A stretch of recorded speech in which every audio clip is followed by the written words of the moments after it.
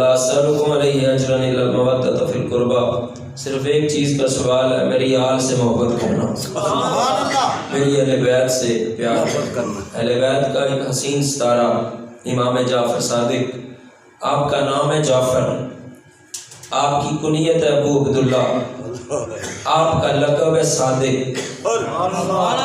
صادق کا معنی ہے بڑا ہی سچا۔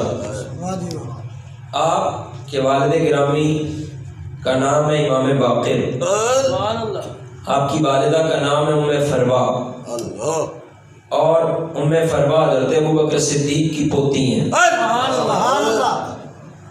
حضرت ابوبکر صدیق کی آپ پڑپوتی ہیں اور نواسی بھی ہیں۔ امام جعفر صادق فرمایا کرتے تھے ابو بکر سے مجھے دوہری ولادت کا شرف حاصل ہے۔ ام فروا بنت قاسم بن محمد بن ابی بکر اور ام فروا بنت اسما بنت عبد الرحمن بن ابی بکر۔ آپ کی ولادت 60 ہجری میں ہوئی۔ آپ نے زمانے کے مقتدر صحابہ کرام اور تابعین کی بارگاہوں سے فیض حاصل کیا ہے۔ آپ کے جو شاگرد ہیں ان کا بھی بڑا نام ہے اس کائنات کے اندر۔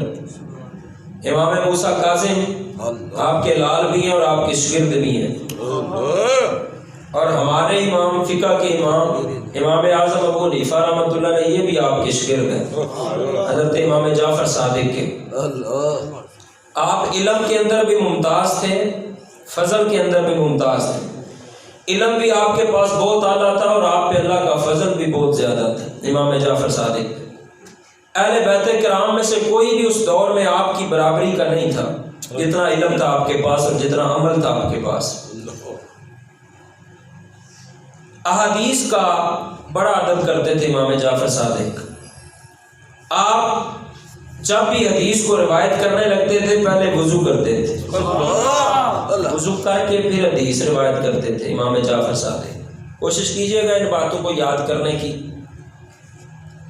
امام جعفر صادق رحمۃ اللہ علیہ، حضرت عمر بن ابی مقدام کا بیان ہے، میں جس وقت آپ کو دیکھتا تو میرا اندر سے مجھے یقین ہو جاتا کہ آپ والے نبی میں بڑے سونے پھول ہیں، آپ اہل بیت میں سے ہیں، مجھے یقین ہو جاتا۔ میں نے آپ کو جمرہ کے پاس کھڑے ہو کر یہ فرماتے ہوئے سنا، اسألونی عما شئتم، جو بھی چاہو مجھ سے پوچھو آج میں تمہیں اس کا جواب عطا فرماؤں۔ اتنا علم تھا آپ کے پاس۔ یہ بہت کم لوگ ہیں یہ دعویٰ کر سکتے ہیں جس چیز کے بارے میں بھی مرضی مجھ سے سوال کرو، اور یہ امام جعفر صادق رحمۃ اللہ علیہ نے فرمایا مجھ سے پوچھو جو چاہتے ہو۔ حضرت صالح بن ابی اسود بیان کرتے ہیں میں نے امام جعفر صادق کو یہ فرماتے سنا، میں دنیا سے جانے والا ہوں، دنیا سے جانے سے پہلے مجھ سے پوچھ لو جو کچھ پوچھنا ہے، کیونکہ میرے بعد میری طرح کا شخص تمہیں مل ہی نہ سکے۔ امام جعفر صادق نے فرمایا میرے بعد تمہیں میرا ہمسر کوئی نہیں مل سکے گا، جو بھی سوال کرنا ہے مجھ سے سوال کرنا۔ امام جعفر صادق رحمۃ اللہ علیہ کی زبان سے بڑے پاکیزہ کلمات صادر ہوئے۔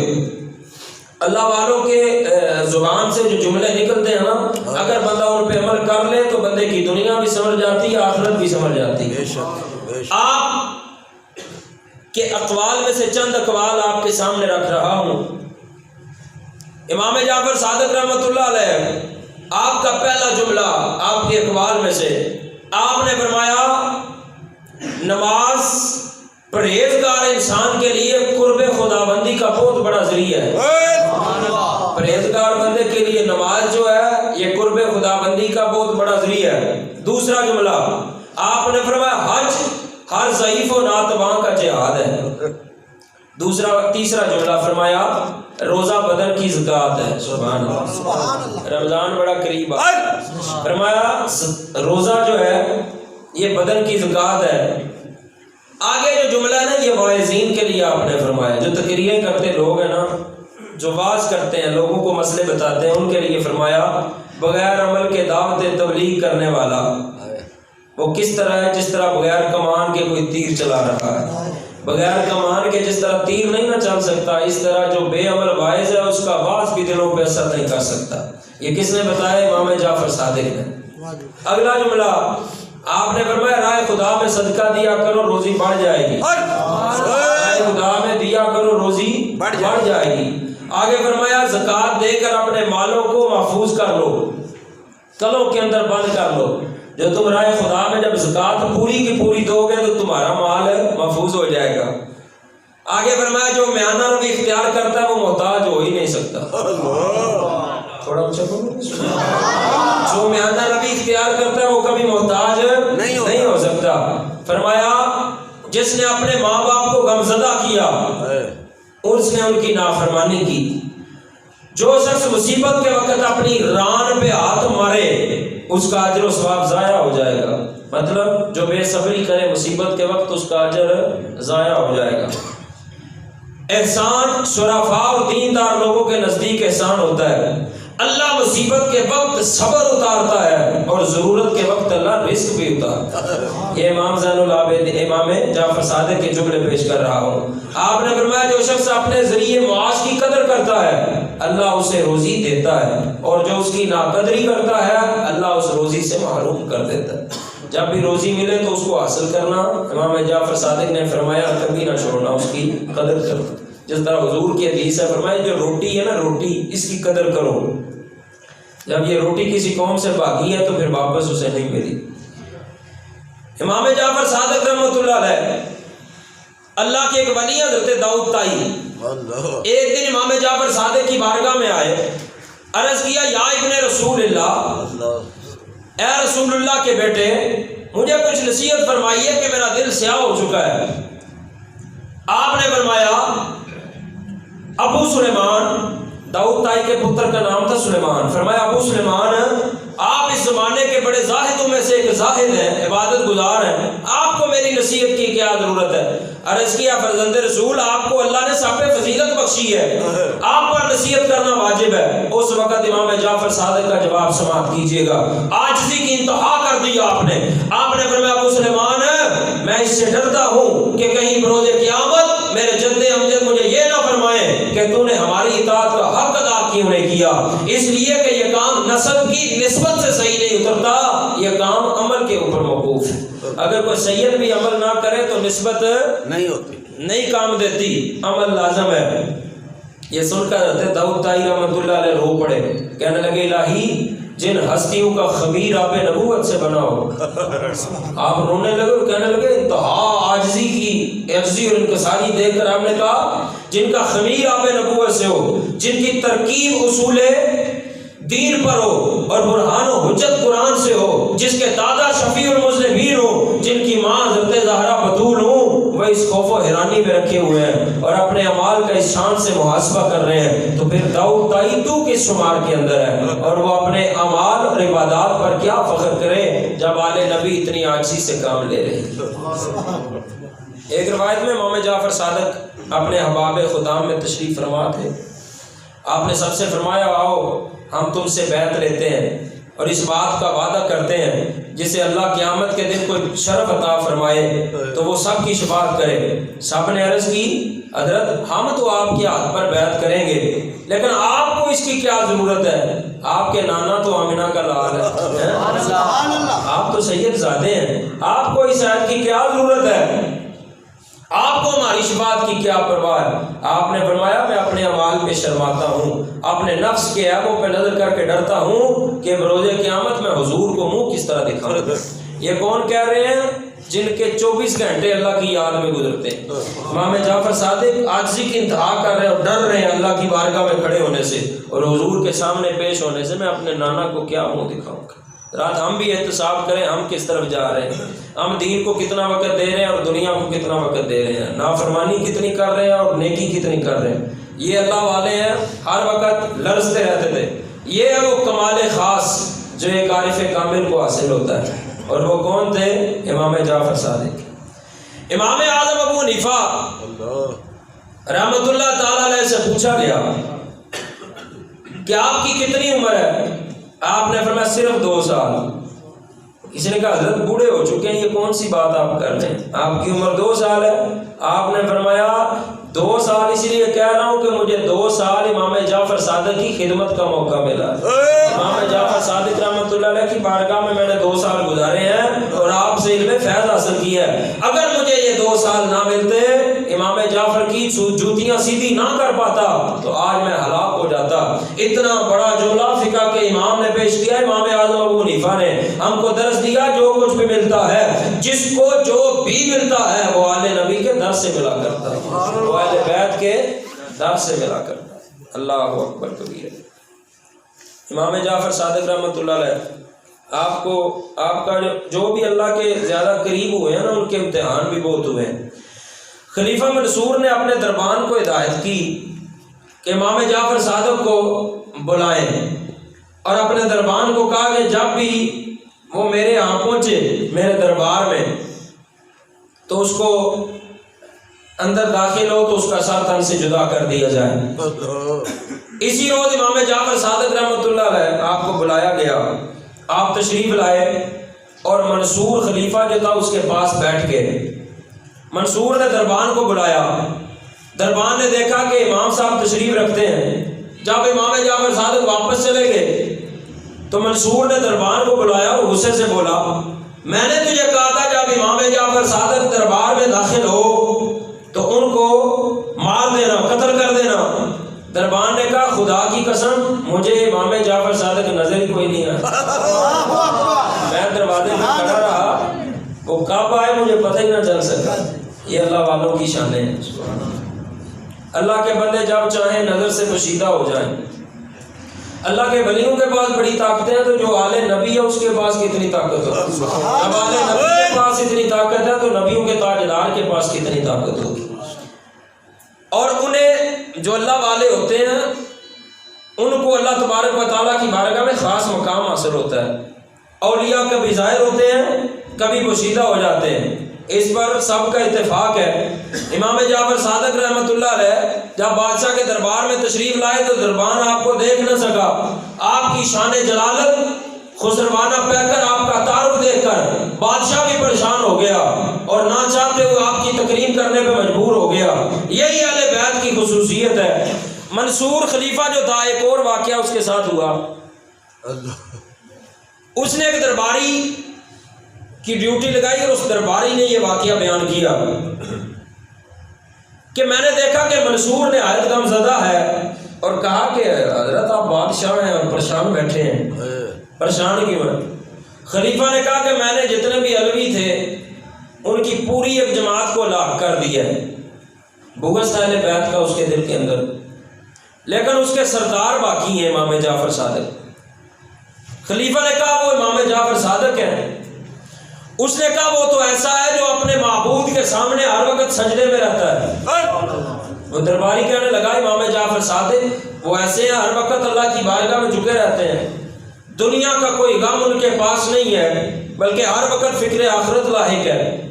خلیفہ کہنے لگا میں جانتا ہوں کہ درباری تو ان سے بڑی عقیدت رکھتا ہے، پورا ملک ان کے مخالف ہے، میں نے قسم کھا رکھی ہے جب تک امام جعفر صادق کو ہلاک نہ کروں چین سے نہ بیٹھوں گا۔ پھر خلیفہ نے جلاد کو حکم دیا کہ جب بھی جعفر صادق آئے تو میں اپنا دایاں ہاتھ اپنے سر پہ رکھوں گا، تم امام جعفر صادق کو قتل کر دینا۔ خلیفہ نے حضرت امام جعفر صادق کو بلایا، بڑی توجہ چاہوں گا آپ کی، آپ کے ہمراہ تھا وہ درباری، کہتا ہے میں امام جعفر صادق کے ہمراہ آ رہا تھا، میں نے دیکھا امام جعفر صادق زبان سے کچھ پڑھ رہے ہیں، زبان سے کچھ الاپ رہے ہیں، ان کے لب حرکت کر رہے ہیں۔ جب آپ سے پوچھا گیا کہ آپ کیا پڑھ رہے ہیں، آپ کہنے لگے میں اس میں اعظم کا وظیفہ کر رہا ہوں۔ اب ہوا کیا؟ جب امام جعفر صادق محل میں داخل ہوئے خلیفہ منصور کے، تو محل کے اندر زلزلہ آ گیا، پوری بلڈنگ کانپنے لگی۔ خلیفہ ننگے پاؤں دوڑا، قتل کروانے کے لیے بلایا تھا۔ امام جعفر صادق جب حاضر ہوئے تو خلیفہ منصور کانپنے لگا، جوتے پہننے کی ہوش تک نہ رہی، باہر آ گیا اور آپ کے استقبال کے لیے بڑے ادب کے ساتھ کھڑا ہو گیا۔ خلیفہ منصور بڑے ادب کے ساتھ جناب کھڑا ہو گیا، اپنی نشست پہ بٹھایا اور پوچھنے لگا حضرت بتائیں آپ کس کام سے آئے ہیں؟ امام جعفر صادق نے فرمایا ہمیں تو کوئی کام نہیں، تم نے بلایا تو ہم آ گئے، ہمیں تو تم سے کوئی کام نہیں، ہم نے بلایا ہے تو تم نے بلایا تو ہم آ گئے ہیں۔ پھر خلیفہ نے کہا حضرت امام جعفر صادق کسی چیز کی طلب ہو تو ارشاد فرمائیں۔ امام جعفر صادق رحمۃ اللہ علیہ نے فرمایا مجھے کسی چیز کی طلب نہیں ہے، نہ ہی تیرے پاس کوئی ایسی چیز ہے جسے ہم لینے کا ارادہ رکھتے ہو، بس بہتر یہ ہے آج کے بعد مجھے کبھی نہ بلانا۔ جب تو بلاتا ہے تو میرا وقت ضائع ہوتا ہے، میں اللہ کی عبادت کر رہا ہوتا ہوں تو وقت ضائع ہوتا ہے، اس لیے مجھے نہ بلانا، جب میں چاہوں گا خود ہی تیرے دربار میں آ جاؤں گا۔ آپ اٹھ کے باہر تشریف لے گئے۔ خلیفہ منصور پہ بے ہوشی طاری ہو گئی، رات گئے تک بے ہوش رہا۔ جب ہوش آیا نا تو نماز ادا کی، اور وہ درباری کہتا ہے مجھے بلایا اور کہا کہ میں نے انہیں بلایا تھا قتل کرنے کے لیے، میں نے کیا دیکھا ان کے ساتھ ایک بہت بڑا سانپ ہے، اس نے اپنا جبڑا کھولا ہوا ہے اور ایک اس کے جبڑے کا حصہ میرے محل کے نیچے ہے اور ایک حصہ محل کی اوپر کی طرف ہے، اور وہ مجھے صاف طور پہ کہہ رہا ہے میں اللہ کی جانب سے آیا ہوں اور امام جعفر صادق کا غلام بن کے آیا ہوں، امام جعفر صادق کی خدمت کے لیے آیا ہوں، اگر تم نے امام جعفر صادق کو کوئی تکلیف پہنچانے کی کوشش کی تو تجھے بھی نیست و نابود کر دوں گا، تیرے محل کو بھی نیست و نابود کر دوں گا۔ یہ اللہ والوں کی شان ہے۔ یہ سن کر وہ کہتا ہے میری طبیعت بے قابو ہو گئی۔ اس نے کہا یہ نہ جادو ہے نہ کسی قسم کا سحر ہے، یہ اسم اعظم کی خوبی ہے جو امام جعفر صادق پڑھ رہے تھے۔ سبحان اللہ اکبر کبیرہ۔ امام جعفر صادق کی بڑی شان ہے، بڑا مقام۔ علامہ ابن جوزی رحمۃ اللہ نے اپنی کتاب میں بڑی حسین بات لکھی امام جعفر صادق کی سخاوت پر۔ انہوں نے کہا میں حج کے دنوں میں مکہ معظمہ میں عصر کی نماز پڑھ رہا تھا، نماز سے فارغ ہو کر کوہ ابو قبیس، جبل ابو قبیس کی چوٹی پہ چڑھا، وہاں ایک شخص بیٹھا دعا مانگ رہا ہے، یا رب یا رب یا رب، کہتے اس کی سانس ساکت ہو گئی۔ اس نے پھر کہنا شروع کر دیا یا رحیم ہو یا رحیم ہو یا رحیم، پھر اس کی سانس ساکت ہو گئی۔ پھر اس نے کہنا شروع کر دیا یا حیو یا حیو یا حی، پھر اس کی سانس ساکت ہو گئی۔ پھر اس نے پڑھنا شروع کر دیا یا ارحم الراحمین، پھر اس کی سانس ساکت ہو گئی۔ اس نے 7 دفعہ ایسا کیا اور پھر کہا اللہ بے شک میں اس عیب سے برات چاہتا ہوں، اے میرے اللہ تو جس چیز کو پیدا کرنے کا ارادہ کرتا ہے وہ اسی وقت پیدا ہو جاتی ہے۔ ابھی دعا ختم نہ ہوئی تھی، میں نے وہاں ایک انگوروں کا گچھا دیکھا، 2 نئی چادریں دیکھیں، بے موسم انگور دیکھا۔ توجہ فرمائیے گا، جب ان انگوروں سے کچھ کھانے لگا تو میں ساتھ کھانے کے لیے گیا۔ اس نے کہا تمہیں اس میں شرکت کا کیا فائدہ؟ میں نے کہا آپ نے دعا فرمائی، میں نے آمین کہی، اے کاش میرے پاس بھی کوئی چیز آ جائے۔ اب وہ کہتے ہیں جو انگوروں کا گچھا تھا وہ ایسے انگور تھے جن کا حاصل ہونا بڑا ہی مشکل تھا، اس موسم کے اندر انگور ہوتا ہی نہیں تھا۔ میں نے ایسے انگور دیکھے ہی نہ تھے جو اس بندے کے پاس تھے۔ اب ہوا کیا، میں نے انگور مانگے انہوں نے دے دیے، انگور کھا کے میں رج گیا، میں سیر ہو گیا، اور اس نے کہا ان دونوں چادروں میں سے جس کی طلب وہ اٹھا لو۔ میں نے کہا مجھے ضرورت نہیں۔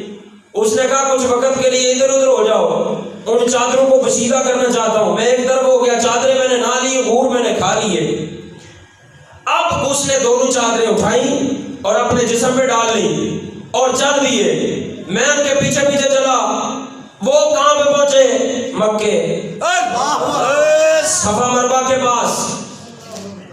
جب صفا پہاڑی پہ پہنچے تو اسے ایک آدمی ملا، اس نے کہا ابن رسول اللہ میرا تن ڈانپیے، اللہ آپ کا تن ڈانپے گا۔ اس نے دونوں چادریں اسے دے دی۔ میں اس شخص کے پیچھے پیچھے ہو لیا۔ میں پوچھوں تو صحیح ہے جس کے پاس بے موسم انگور تھا وہ ہے کون؟ جو دعا مانگے تو انگور پیدا ہو جائے، جو دعا مانگے تو چادریں غیب سے آ جائیں، یہ ہے کون؟ اب اس نوجوان نے چادریں لے لی، امام جعفر صادق چلے گئے۔ اس نے کہا یہ کوئی عام آدمی نہیں تھا، یہ حضور کے بیٹے امام جعفر صادق کی ذات۔ جب بھی دعا کرتے ہیں تو اللہ بے موسم پھل بھی عطا فرما دیتا ہے، جب دعا کرتے ہیں تو غیب سے مدد آ جاتی ہے۔ اللہ اکبر کبیرہ۔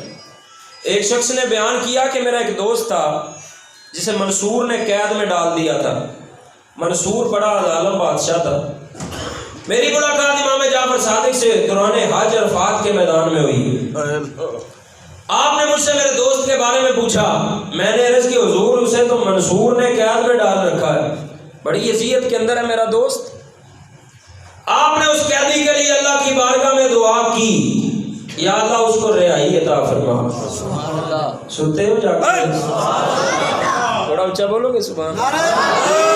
آل بیت نعرہ رسالت، نعرہ حیدری۔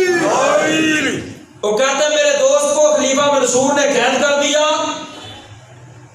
میں گیا حج کرنے، میدان عرفات میں ملاقات ہو گئی امام جعفر صادق کے ساتھ۔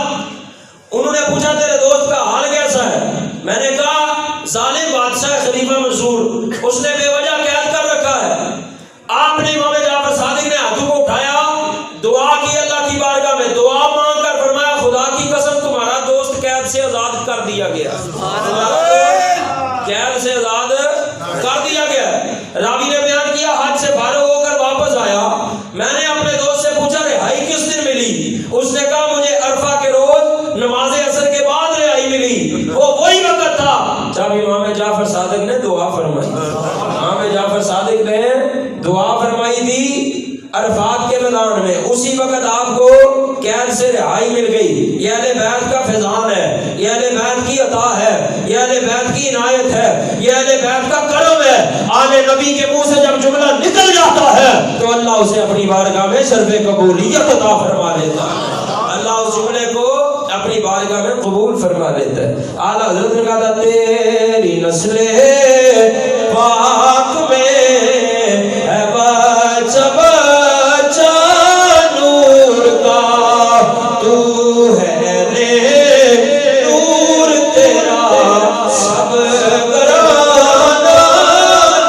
نور کا، تیری نسل پاک میں ہے بچہ بچہ نور کا، تو ہے اہل نور تیرا سب گرانا نور کا۔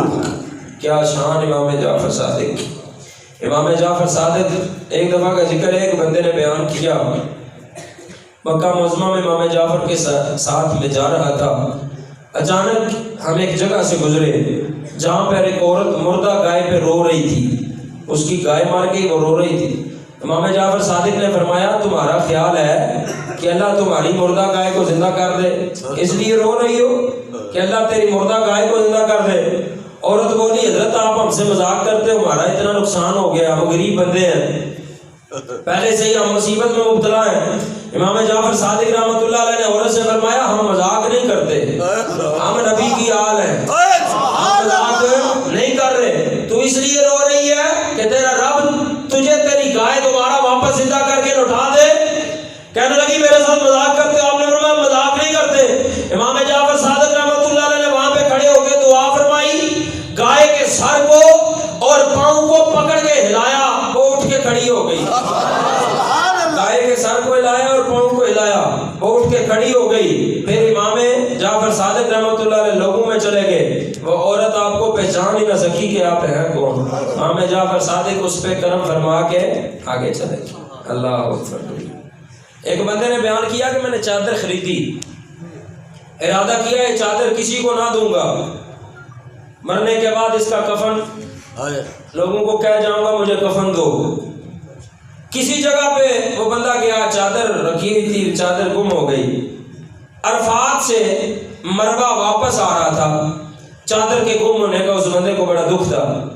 صبح سویرے مزدلفہ کی طرف آیا، مسجد خیف میں بیٹھ گیا، اچانک ایک آدمی حضرت امام جعفر صادق کے پاس آیا، کہنے لگا تجھے امام جعفر صادق بلا رہے ہیں۔ وہ بندہ کہتا ہے میں بڑی جلدی سے امام جعفر صادق کی بارگاہ میں حاضر ہوا، سلام کر کے ایک طرف بیٹھ گیا۔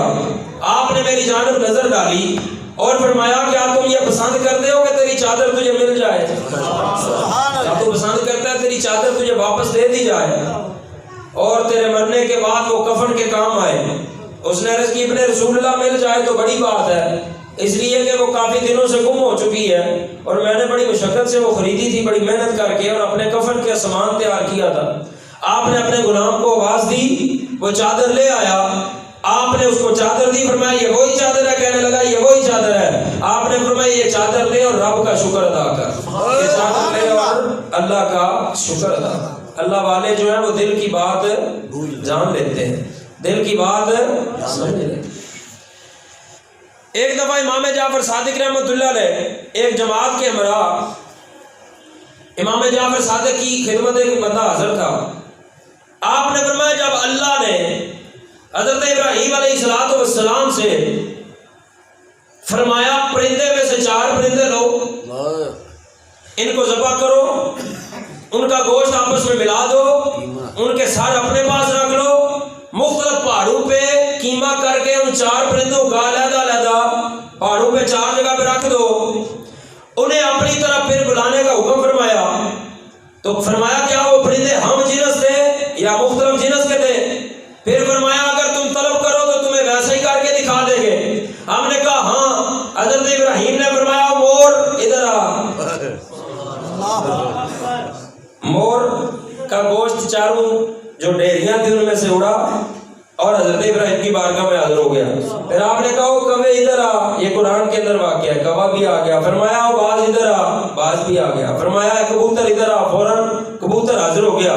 جب 4 پرندے آ گئے آپ نے فرمایا انہیں ذبح کر کے انہیں ٹکڑے کر دو، ایک ایک کا گوشت دوسرے سے ملا دو، لیکن ہر ایک کا سر اپنے پاس رکھنا۔ آپ نے مور کے سر کو پکڑ کے فرمایا مور ادھر آ۔ ہم نے مشاہدہ کیا کہ مور کی ہڈیاں، مور کے پر، مور کا گوشت اس کے سر کے ساتھ مل گیا، وہ ایک صحیح سالم مور بن گیا۔ اسی طرح دوسرے 3 پرندے بھی ان کا واسطہ پڑا تو وہ بھی زندہ ہو گئے۔ حضرت ابراہیم نے جب اطمینان قلب کے لیے پرندوں کو ذبح کر کے اڑایا تو اڑ گئے۔ پرندوں کو حکم ظاہری طور پر حضرت ابراہیم نے دیا تھا، لیکن اڑایا کس نے؟ اللہ نے۔ حکم کس کا تھا؟ حضرت ابراہیم کا تھا۔ معلوم ہوا حقیقت میں زندگی کون دیتا ہے؟ اچھا بولو، حقیقت میں زندگی کون دیتا ہے؟ اللہ۔ اللہ ہی عطا فرماتا ہے زندگی، لیکن اللہ کے بندے اپنے منہ سے جب کچھ کہہ دیں تو پھر بحکم رب تعالیٰ پرندوں کو بھی زندگی عطا فرما دی جاتی ہے۔ مردہ پرندوں کو زندگی عطا فرماتے ہیں کون؟ جو زندہ ہوتے ہیں۔ مردہ پرندوں کو بھی وہ زندہ کر دیتے ہیں۔ جو مردہ پرندوں کو زندہ کر دیتے ہیں کیا وہ خود مر جائیں گے؟ مر گئے وہ جنہ دے کہن مر گئے۔ ساڈا تے ہے ہر ایک تاجدار زندہ، ساڈے نبی زندہ، ساڈے ولی زندہ، ہر مزار تے دربار زندہ، داتا صاحب زندہ، بابا صاحب زندہ، تے بغداد وچ غوث سرکار زندہ، سائم ولیاں دی گل تے ایک پاسے رہن ولیاں دے خدمت گزار زندہ، رہن ولیاں دے خدمت گزار۔ وہی معجزہ جو حضرت ابراہیم کے ہاتھوں سے انجام پذیر ہوا، وہی کرامت امام جعفر صادق سے بھی ہوئی جو گائے زندہ ہو گئے۔ ایک دفعہ کا ذکر ہے، امام جعفر صادق کی خدمت میں 10,000 دینار لے کے ایک بندہ آیا اور کہا حضور میں حج کرنے کے لیے جا رہا ہوں، آپ میرے اس پیسے سے کوئی سرائے خرید لیں، کوئی جگہ خرید لیں تاکہ میں حج سے واپسی آؤں، اپنی اولاد کو لے کر اس جگہ پہ رہنا شروع کر دوں۔ حج سے واپسی پر وہ بندہ آپ کی بارگاہ میں آیا، آپ نے اس سے فرمایا میں نے تمہارے لیے اس دنیا میں کوئی جگہ نہیں خریدی، تمہارے لیے جنت میں جگہ خرید لی۔ تمہارے لیے کہاں پہ جگہ خرید لی ہے؟ جنت میں۔ جنت میں، جس کی پہلی حد حضور پر، دوسری حد مولا علی پر، تیسری حد امام حسن پر، چوتھی حد امام حسین پہ ختم ہوتی ہے۔ اور آپ نے ایک پرچہ نکالا اور فرمایا یہ لو تحریر ہے، اپنے پاس رکھ لینا، یہ تحریر ہے، اس کو اپنے پاس رکھ لینا، تمہارا پلاٹ جنت میں ہم نے خرید لیا۔ وہ شخص یہ بات سن کے بڑا خوش ہوا اور پروانہ لے کے گھر چلا گیا۔ گھر جاتے ہی بیمار ہوا، وصیت کی میرے پروانے کو میرے وصال کے بعد میری قبر میں رکھ دینا۔ گھر والوں نے دفن کر دیا۔ دفن کرتے وقت وہ پرچہ جو امام جعفر صادق نے دیا تھا وہ آپ کے اس شخص کے قبر میں رکھ دیا۔ پھر دوسرے دن دیکھا وہی جو پرچہ ہے قبر پہ پڑا ہوا تھا، آگے اس کے وہ پروانہ تحریر تھا جو امام جعفر صادق نے لکھا تھا، اور اس کی پچھلی طرف یہ لکھا ہوا تھا امام جعفر صادق نے اس بندے سے جو وعدہ کیا تھا ہم نے وہ وعدہ پورا کر دیا، ہم نے وہ وعدہ پورا کر دیا۔ تیری نسل پاک میں ہے بچہ بچہ نور کا، تو ہے این نور تیرا سب گرانا نور کا۔ ماہ رجب کی 15 تاریخ کو امام جعفر صادق کا عرس تھا۔ اللہ تعالیٰ اس عرس کی برکات ہمیں نصیب فرمائے۔ اہل بیت اور صحابہ کرام کی محبتوں میں اللہ ہمیں زندگیاں بسر کرنے کی توفیق عطا فرمائے۔ آمین۔ وآخر دعوانا الحمدللہ رب العالمین۔